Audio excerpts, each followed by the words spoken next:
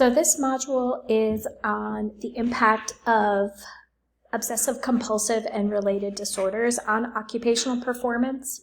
And because obsessive compulsive and related conditions relate directly to functional behaviors, each of them has a significant impact on client factors and occupational performance. And as we know, client factors include values, body functions, and body structures. These factors can affect and be affected by performance skills through influence on motivation and individual perception of value, as well as through physical and psychological perceptions of the world.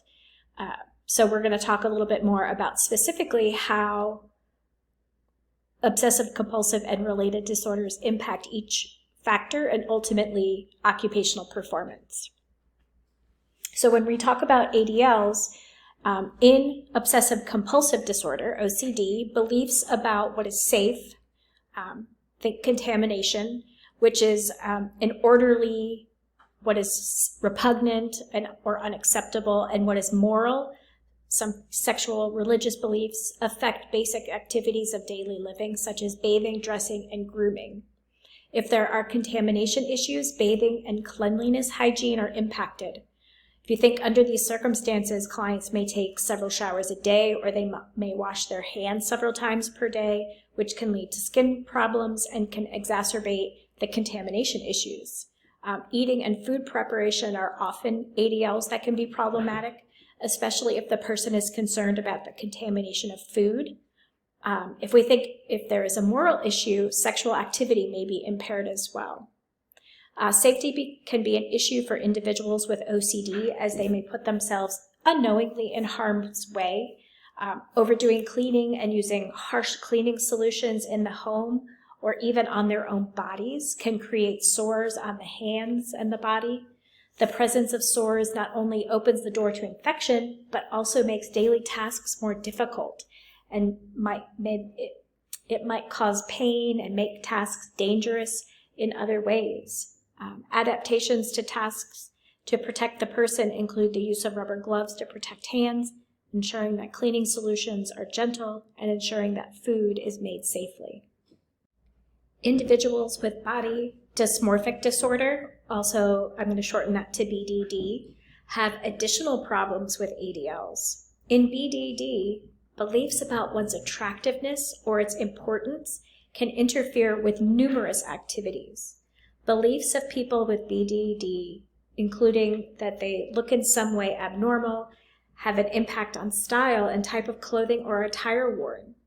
Clothing must be identified as appropriate to cover the perceived defect, and the need to cover a perceived defect can impact grooming most specifically. ADLs are affected because of the time-consuming and counterproductive behaviors that are usually repetitive, such as appearance checking and reassurance seeking. In hoarding disorder, beliefs about what is valuable and what one can or cannot do without becomes important, along with an individual's sense of power over one's own behaviors. Hoarding disorder comprises use of the home because spaces cannot be used for their intended purpose. Because the use of the home is compromised, ADLs like bathing, cooking, eating, and cleaning can be very severely affected. If the kitchen or bathroom is unusable, then bathing and cooking cannot be carried out effectively or even safely. Safety is a major issue for adults with hoarding disorder, as the volume of personal belongings and other debris can be piled up from floor to ceiling and offer only a narrow path throughout the house. So it can be dangerous just to walk through, as it can be a fall hazard. And as OTs, fall prevention is one of our key areas of expertise. Furthermore, many of the items that are hoarded can be highly flammable, like magazines, newspapers, and the packaging of other items. There could also be hoarding of canned goods or important mementos. Two other OCD-related disorders is hair picking disorder and skin picking disorder. And recent research evidence suggests that both of these present similarly with a pathological grooming factor.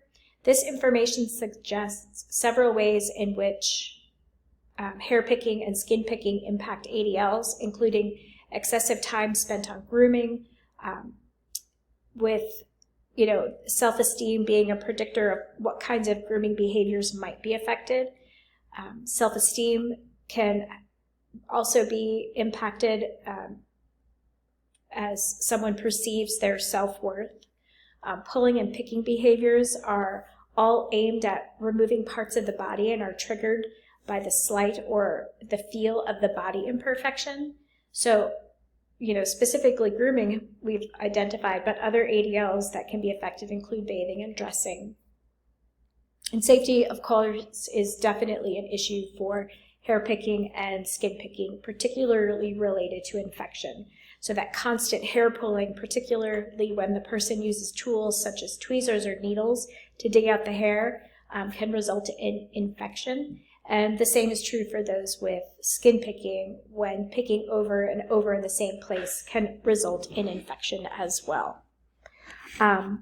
So if we think about other areas of occupation, such as IADLs and health management, education, work, play, leisure, social participation, you can see how all of these areas, or how all of the client factors can be impacted based on these repetitive, compulsive actions that the client might be doing.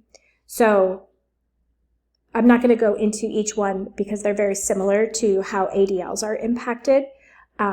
So as you go through your readings, really think about the stigma that goes with clients with OCD and related disorders, how their self-esteem and their self-worth is impacted. And if you combine this with some of the other mental health conditions, anxiety and obsessive compulsive disorder, you might see a correlation between the two of them, and how some of the symptoms might be similar, and there's an overlay of those symptoms, and how put together, how very compromised our clients can be. So looking at how we can effectively help them manage those symptoms so that they can be more functional in their existence.